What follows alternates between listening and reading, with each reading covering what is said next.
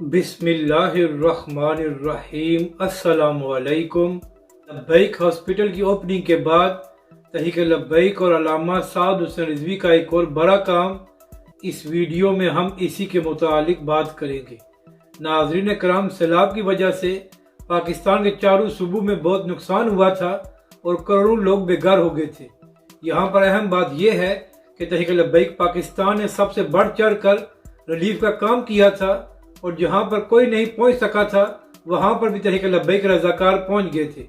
ناظرین کرام، پچھلے 10 سالوں سے خیبر پختونخوا میں پی ٹی آئی کی حکومت ہے اور وہاں پر بھی سیلاب کی وجہ سے بہت سا نقصان ہوا تھا، مگر خیبر پختونخوا کے وزیر اعلیٰ کے لیے ضروری یہ تھا کہ وہ عمران خان کے جلسوں میں شرکت کریں اور وہاں کی عوام کی کسی کو فکر نہیں تھی، جبکہ دوسری جانب تحریک لبیک پاکستان اور علامہ سعد حسین رضوی ہمیشہ پاکستانی عوام کے بارے میں سوچتے ہیں۔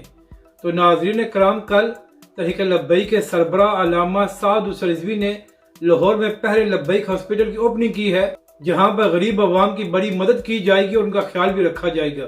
اور اسی طرح تحریک لبیک پنجاب کی جانب سے خیبر پختونخوا کے سیلاب سے متاثرہ لوگوں کے لیے گرم کپڑے، خوراک اور کمبل بھیجی گئی ہے تاکہ وہاں کے سیلاب سے متاثرہ لوگوں کی اس سردی کے موسم میں مدد کی جا سکے۔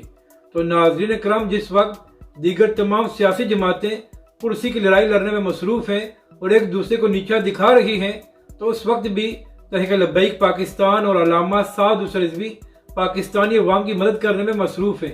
تو یہاں پر پاکستانی عوام کو بھی اپنی آنکھیں کھولنی چاہیے اور ان کو بھی یہ معلوم ہونا چاہیے کہ حقیقی معنوں میں پاکستانی عوام کی فکر کس جماعت کو ہے اور آنے والے انتخابات میں اسی جماعت کو ووٹ دیا جائے۔